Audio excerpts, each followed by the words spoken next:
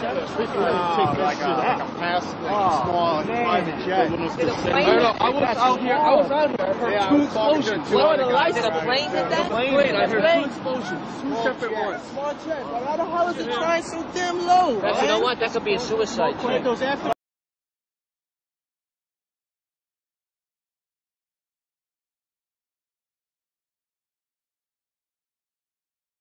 Lauren Manning worked for Cantor Fitzgerald at the time and suffered burns on more than 80% of her body. Lauren Manning arrived for work at One World Trade Center that September morning on a day that seemed like any other.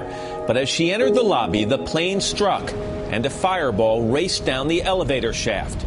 I was engulfed in flames. I struggled to run out of the building. Pain was overwhelming.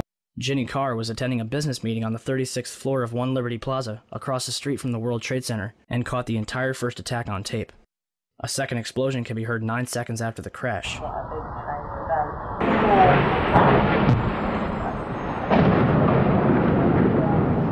the hell was that? It sounded like a plane crash. It sounded like some crash.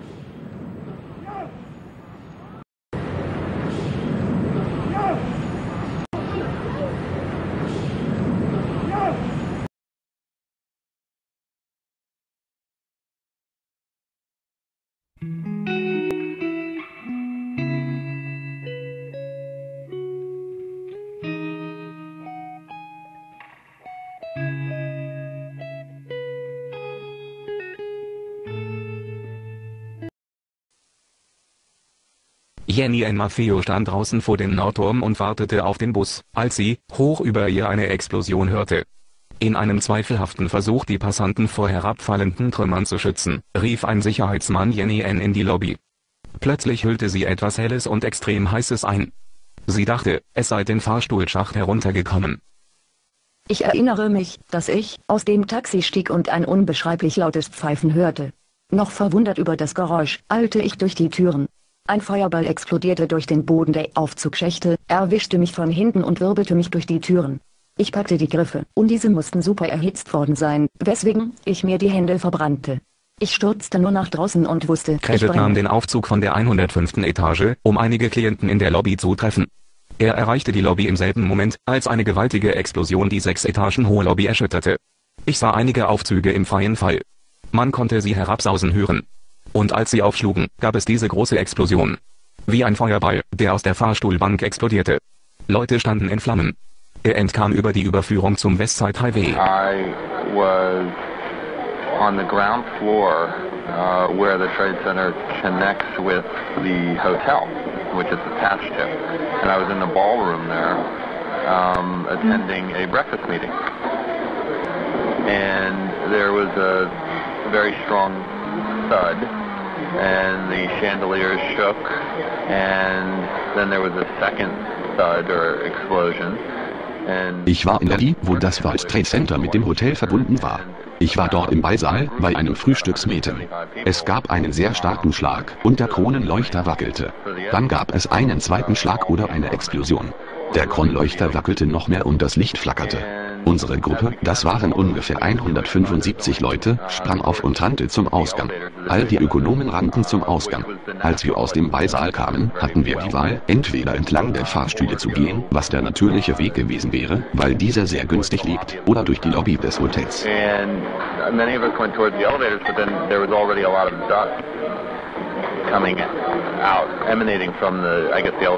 Viele waren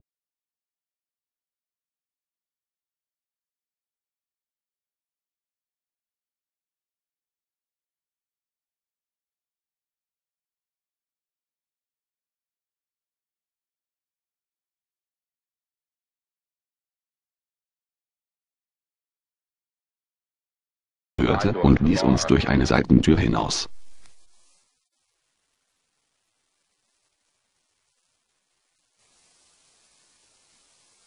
Ronnie Clifford fühlte eine massive Explosion, gefolgt von einer Art Widerhall einige Sekunden später. Verwirrt sah Ronnie durch die Drehtür, in die Lobby des Nordturms. Die Lobby war gefüllt mit feinem, schwarzen Dunst. Leute versuchten, dem zu entkommen, was ein unbeschreiblicher Wirbelsturm aus umherfliegenden Trümmern geworden war. Doch Ronnie blieb unberührt.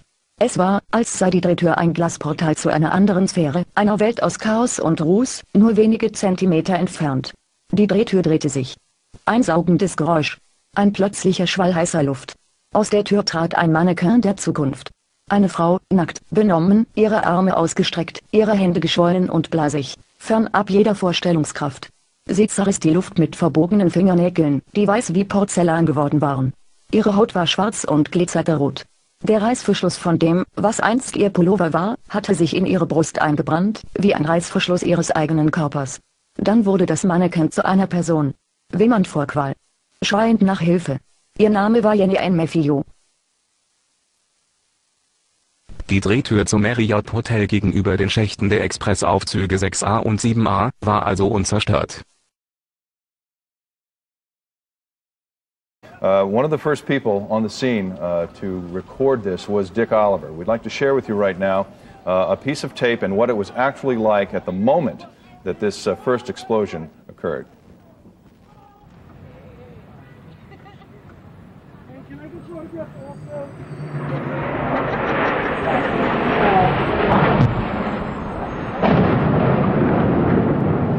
What the hell was that? It sounded like a plane crash.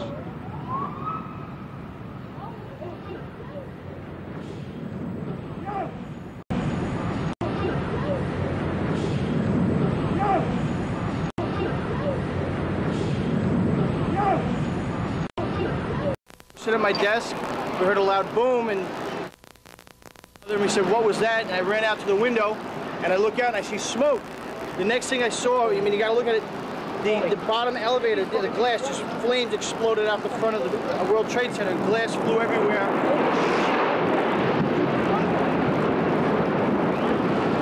They were having coffee in the World Trade Center when the first plane struck.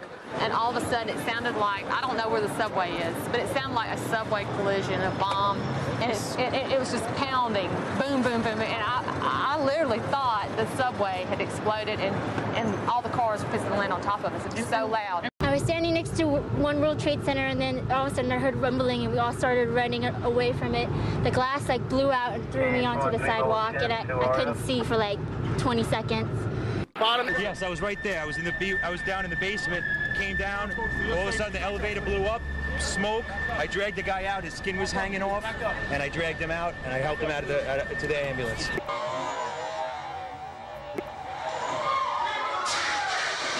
Pfeiffer was the first chief into the building. Right away, a guy from the Port Authority told him the damage was somewhere above the 78th floor. But all you had to do was look around. It was obvious. Something had happened right there in the lobby. They'd figure out that flaming jet fuel had shot straight down the elevator shaft. That's good.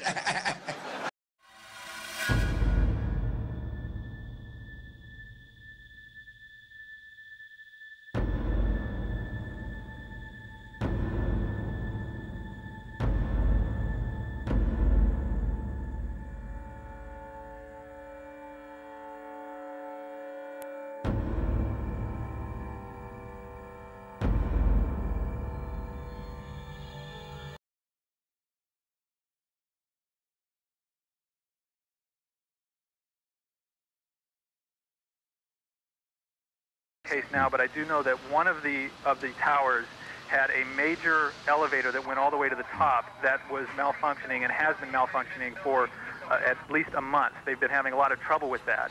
Not that that would have made any kind of difference.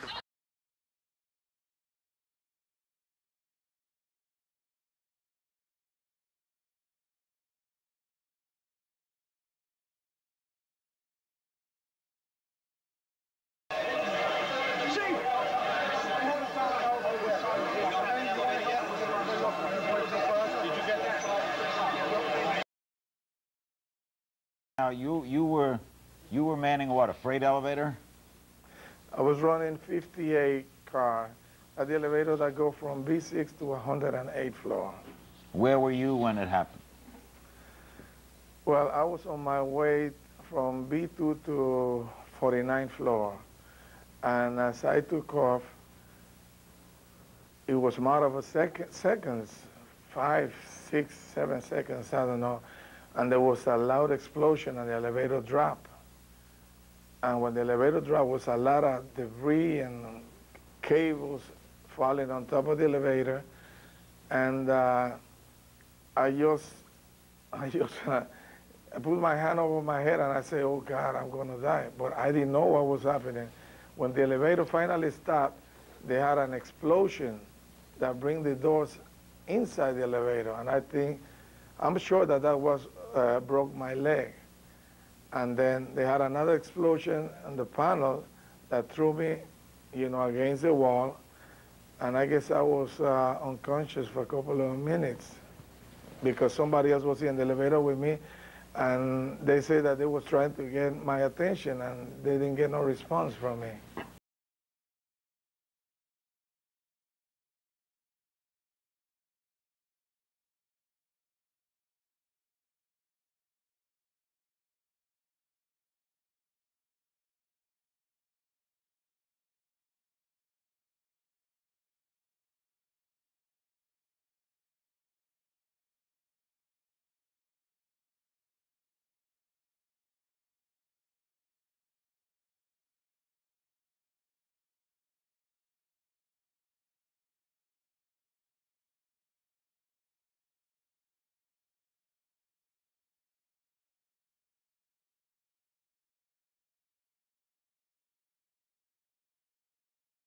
I have it in a cast now, but so far it's been good. Thank God. I walked in here, it felt like a whole truck fell on me. I can imagine. Can you just describe, where you ended up when you finally came to arrest, I guess, after this incredible ordeal? Just describe your surroundings. What were you seeing? Well, like I said, I got on the 50 car, which is the freight elevator. I was going to do a job on the 46th floor, and the elevator operator closed the door. It was just me and him in the elevator. All of a sudden, I heard that explosion, and the doors blew, and the elevator dropped, and there was smoke, fire, water all over the place, debris, concrete, you name it, just fell on top of us. How far did the elevator drop? I can't really tell you, but I was caught in between the floors, and I was lucky, and there were some other guys, co-workers, like Artie says, there's all workers down on the B levels, and they just pulled me out, and they laid me on the floor.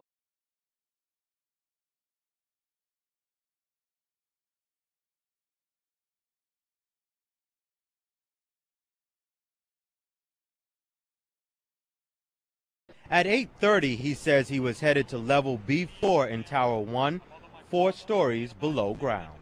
I go downstairs, the foreman tells me to go to remove the containers. As I'm walking by the main freight car of the building, in the corridor, that's when I got blown.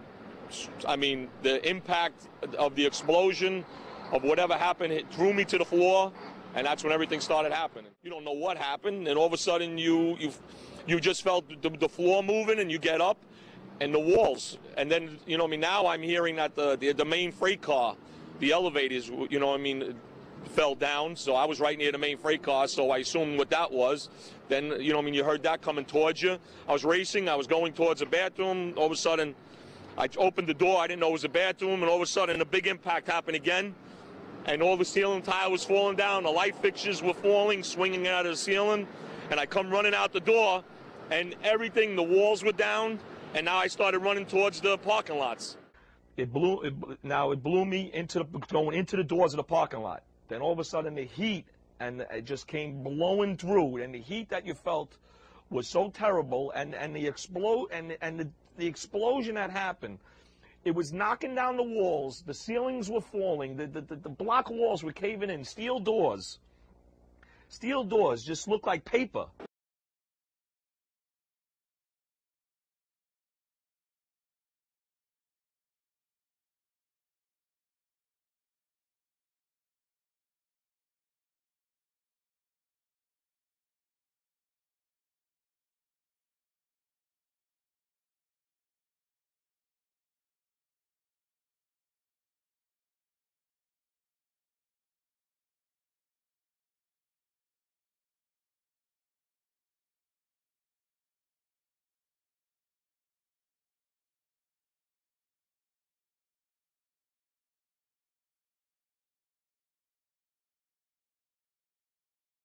There was a lot of smoke down there. There was a lot of people screaming.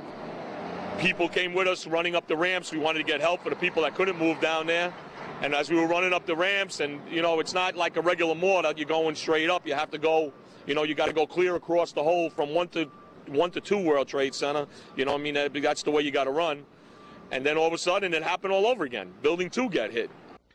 All of a sudden, here we go again. Building 2 gets hit.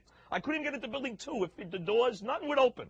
Nothing would open. It just felt like something like compressed all the, it was strange. It was just, you couldn't even push doors. We're running up the ramps and things elevate, you hear elevators coming, screeching. It's like a missile coming towards you. When you hear a 10,000 pound, 20,000, 40,000 pound elevator coming down a shaft, now I don't know what that is. I just think now you're getting invaded. You're just being invaded. Everything's just coming at you. The world is coming to an end. I mean, I know of people that got killed in the basement. I know of people that got broken legs in the basement. People that got reconstructive surgery because the walls hit them in the face. And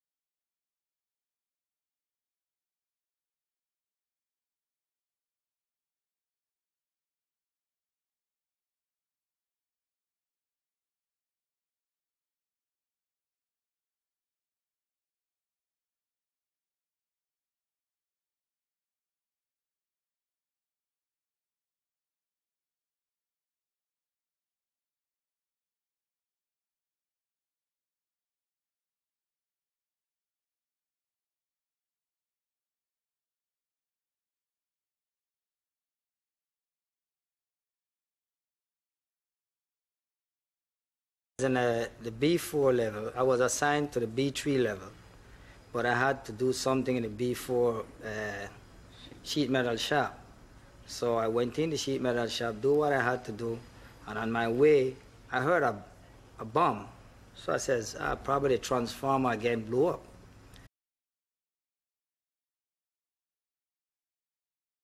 So I stepped back, finished what I had to finish, and I started towards the door again. And there come a big blast with a big ball of fire. And that's when I got hit. It hit me right back down on the ground, and I realized that my ankle was shattered.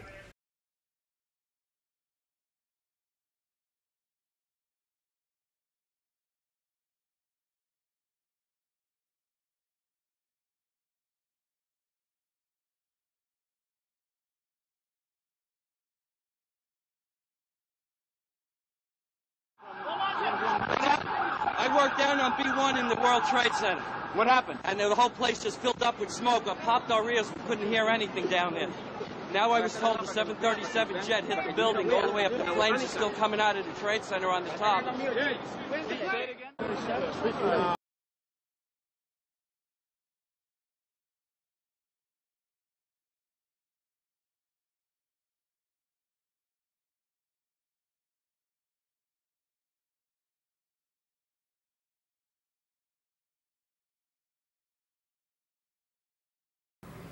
And so you heard the sound? Yeah, I heard the explosion sound like boom, boom, like that. And we kind of stopped and then asked, what's going on? And, you know, no one answered anything as yet. The smoke coming out from the elevator, not the passenger elevators, the freight elevators. So we start turning back, and then say, let's go. So I run, very fast out of the building from the west side. You're safe, you figure, right? Yeah, I figure that I can manage it, I ran very quick outside the building, and I was very unlucky because probably it's in very early. So I fell down after 10 feet out of the building on the west side. Yeah, and just lie down there, just few seconds, I feel like a heat swept through my back and my skirt.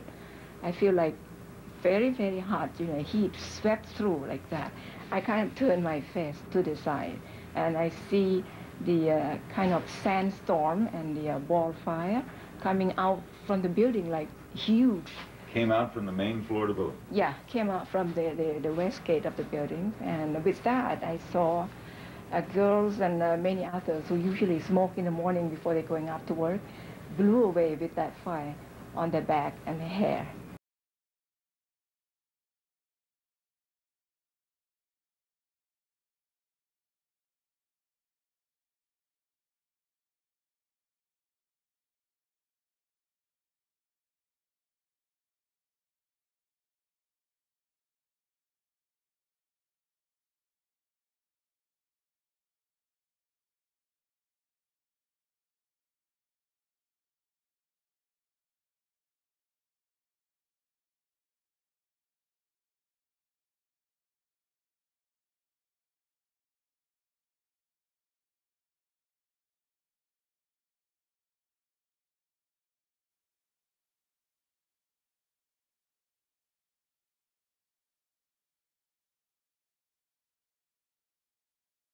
World Trade Center 1, stuck on the 86th floor.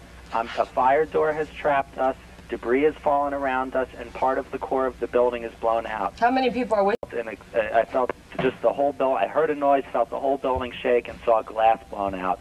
The glass on my floor was blown out from the inside of the building out, rather than the exterior windows being blown out. And what glass fully shattered, and just the core of the building, the interior core of part of the building collapsed. Well, I had walked out the revolving door from the lobby, and I had no sooner walked out the door where I heard a whooshing, roaring noise, and I looked.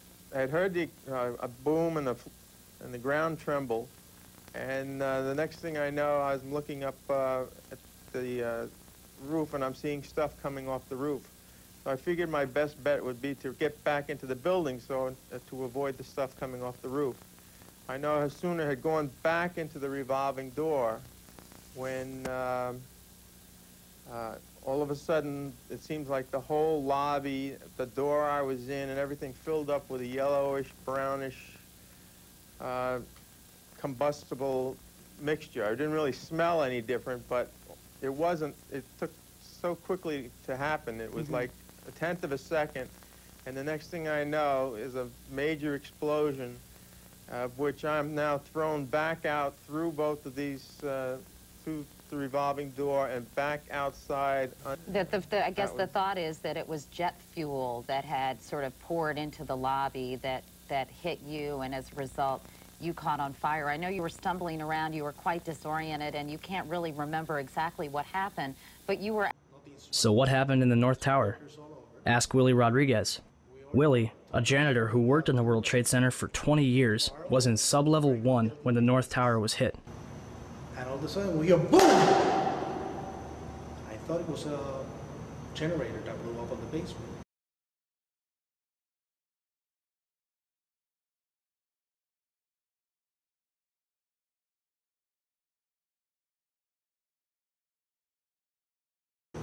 And I said to myself, oh my God, I think it's a generator. And I was going to verbalize it. When I finished saying that in my mind, I hear boom! Right on the top, pretty far away. So it was a difference between coming from the basement and coming from the top. And that's, everybody started screaming. And a person comes running into the office saying, explosion, explosion, explosion.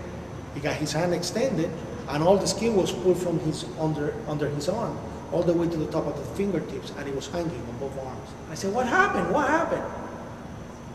And he said, The elevators, the elevators. I think a bomb went off in the lobby first, then a plane hit the building. But then another plane hit the other building. But when I was coming through the doors on the other side of the Trade Center, something, either they blew the lobby up or something, because it blew the glass out of the doors and knocked us all down. In the World Trade Center lobby, while our officer reported in at the Fire Command Station. At this point, other units were pulling up, and many firemen were entering the building. A lot of piles of debris, and I remember I looked up to the ceiling because I thought maybe part of the ceiling had collapsed because there was a lot of debris there. But the ceiling was intact. It turned out it was a bunch of bodies, a bunch of burnt bodies. People just, I guess, got incinerated in the elevator, and when the elevator doors opened, they fell right there. I remember some of the elevator car, I seen the elevator car was twisted in the shaft. Some of the hoistway doors were missing. And we had to climb up over and around this pile.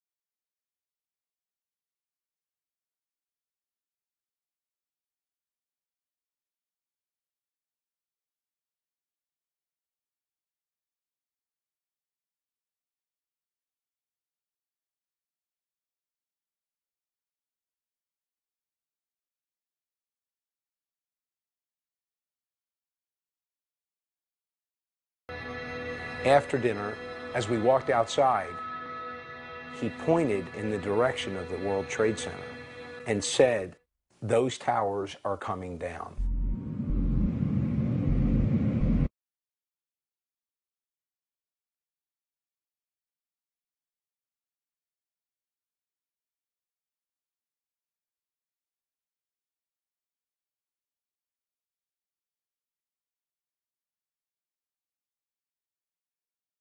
The World Trade Center has its own police force and what it calls the Operations Control Center, or OCC. The department's sole responsibility is to keep this mini metropolis safe, clean, and functioning. The Operation Control Center of the World Trade Center could be compared to the war room on board a warship. It's manned 24 hours a day, 7 days a week, and they respond to crises. The OCC can be found in the sub-basement in a series of windowless offices.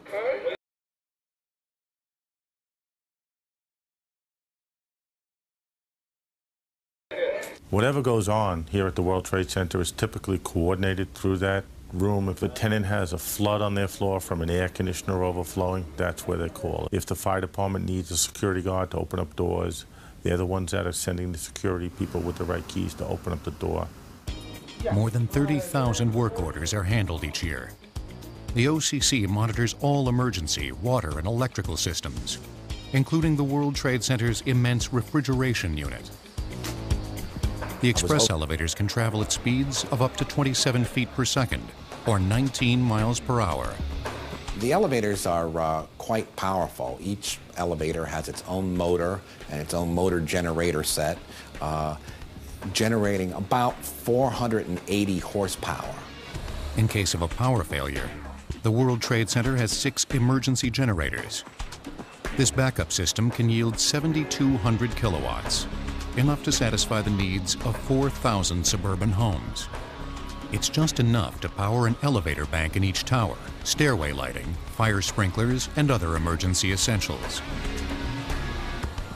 In addition to that, we have now built a large diesel power plant on top of 5 World Trade Center, where we not only can provide emergency power to the facility, but we can provide emergency backup power to all of the tenants' computer needs.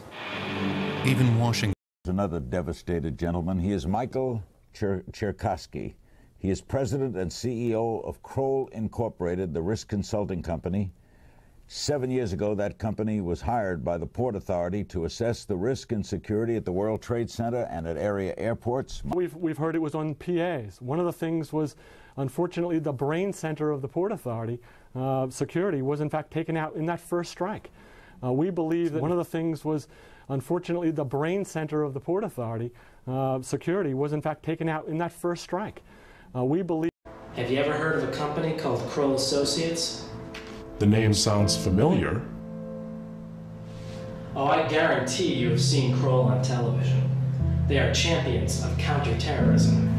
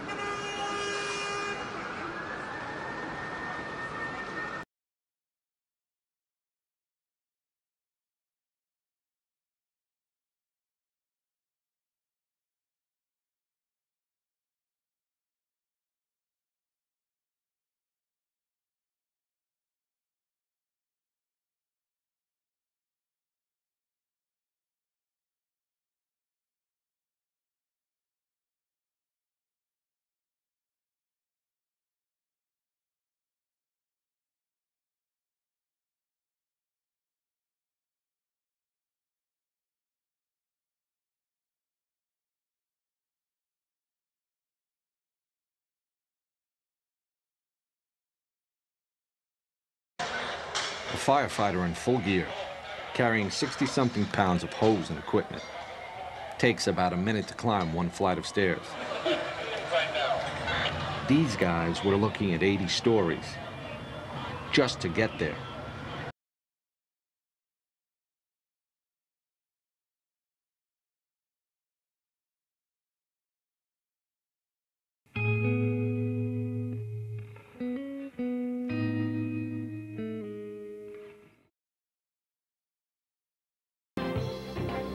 The Federal Emergency Management Agency blames the collapse of the Twin Towers on the subsequent fire. The House Science Committee held a hearing today focusing on the results of an investigation by FEMA and American Society of Civil Engineers. The report shows intense heat from the fire brought down Towers 1 and 2. Tommy, have you made it back down to the lobby yet? The elevator's screwed up. You can't move it? I don't want to get stuck in that shaft.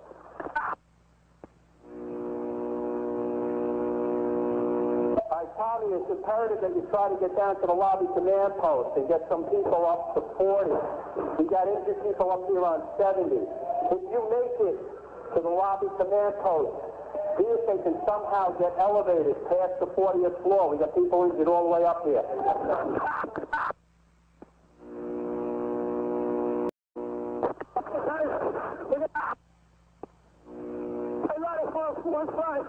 We got two isolated pockets of fire.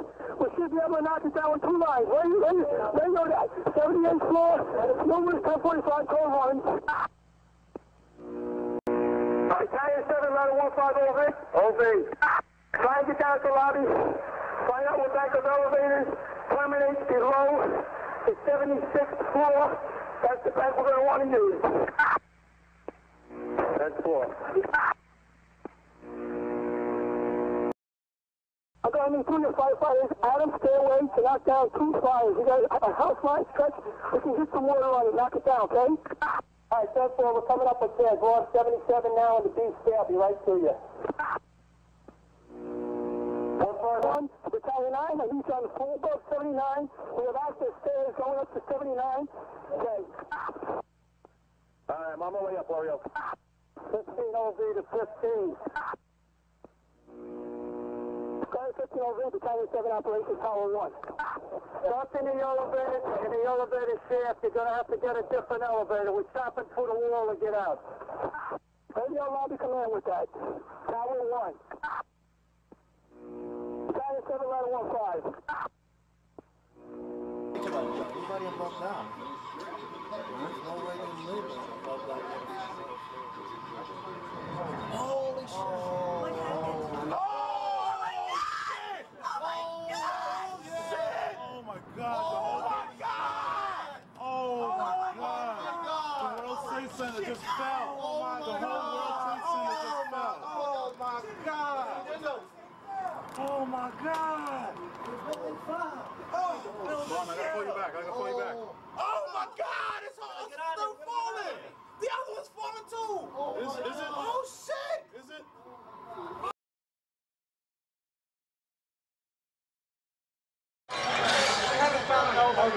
You don't have an elevator yet?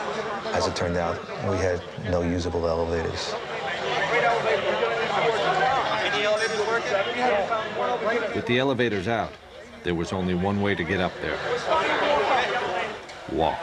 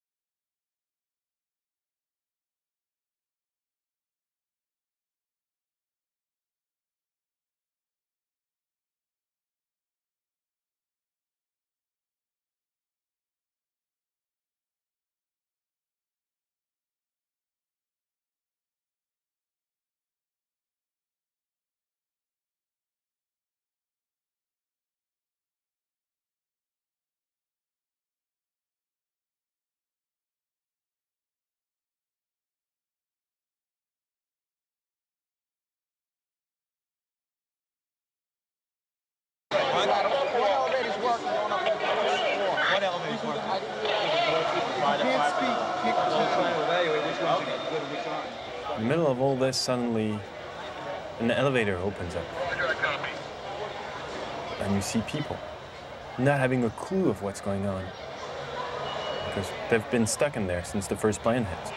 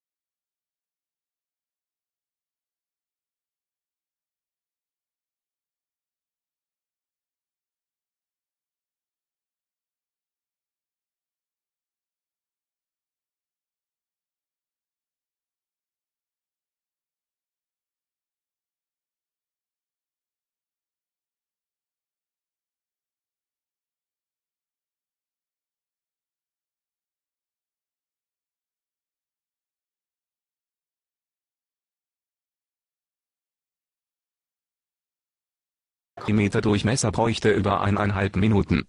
Ein Tropfen von 5 mm Durchmesser, 1 Minute. Entweder die Tröpfchen aus unverbranntem Jet-A-Treibstoff hatten mindestens einen Durchmesser von 112 mm und fielen 370 Meter durch den Schacht in die Tiefe, ohne sich im Luftwiderstand zu teilen oder die Wände zu bemessen. Sodann fielen diese handballgroßen Tropfen an den Fahrstuhlkabinen auf Ebene B1 vorbei, um zwischen B2 und B5 im exakten Mischungsverhältnis zu vaporisieren und sofort zu explodieren. Anderenfalls war kein Flugzeugtreibstoff an jener Explosion beteiligt. Diese ereignete sich, laut Opfern und Augenzeugen, unmittelbar nachdem etwas in den Schächten nach unten gefallen war und, zumindest dem Klang nach, beim Aufschlag im Keller explodierte. Wenn aber im Nordturm kein Expressfahrstuhl ungebremst in die Schachtsenke gefallen war, was hatten dann die Augenzeugen gehört? Nachdem das Notbremssystem... Das waren 2 bis 3 Inch dicke Fenster. Das war nicht vom Flugzeugtreibstoff. Niemals. The elevators exploded. They were down. Port Authority told them the lobby was over here. Somewhere above the 78th That should never happen. Something would happen there.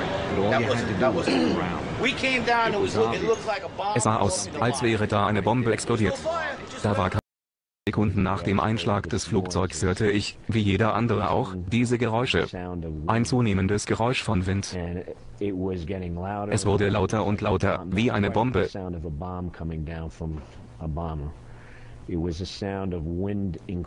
Nicht so wie eine Bombe, die von einem Bombenflugzeug runterkommt.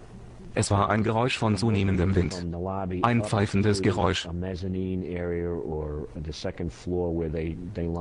Ich sah von der Lobby hoch zum 2. Zwischengeschoss, wo sich die Leute anstellten, um zum Dach hochzufahren. Und ich sah hoch und erwartete Gebäudeteile, die runterkommen.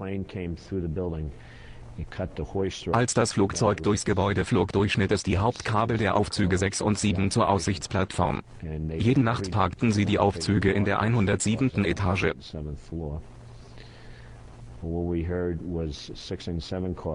Was wir hörten, waren die Aufzüge 6 und 7 im freien Fall von der 107. Etage.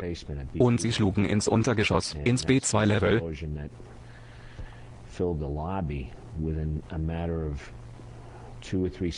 Das war die Explosion, die innerhalb von 2 bis 3 Sekunden die gesamte Lobby in Rauch und Staub hüllte. Andere Mechaniker sagten mir, sie haben gesehen, wie in der Lobby die Fahrstuhltüren von Aufzug 6 und 7 rausgeblasen wurden. Eine Reihe von Leuten, die ich kenne, arbeiten für das Gebäude. Now, 47-year-old Arthur Del Bianco is an engineer who usually works on the roof of the World Trade Center. After hustling, panicking people out of Tower 2, he went back inside several times to look for coworkers and to help the wounded. Here is his story in his own words. I was about the 70th floor on the elevator 50 car when the lights flickered and people started screaming on the radios. And I heard women saying, "I'm trapped, this is fire, get me out of here." So I told the elevator operator, open the door. Get the door open, get these people out of here. People jumped on the elevator, we took them downstairs, and they got to leave the elevator downstairs for the firemen for their access.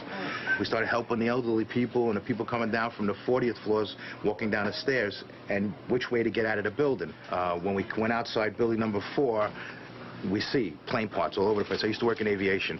Plane parts all over the place. I see one of the guys I know was down 6 levels below ground, and we couldn't find him. Nobody could get him on a radio. So we went back inside looking for him, and we couldn't get him. We couldn't find him. We looked. 2 other men got out that we were looking for, and one guy, we couldn't find him for nothing. There was so much rain and so much water from the sprinkler system and the standpipes and the smoke that we had to get out ourselves. Everybody was being ushered through the complex away from Liberty. All of a sudden, it was like bang, bang, bang, bang, bang, like bullet shots.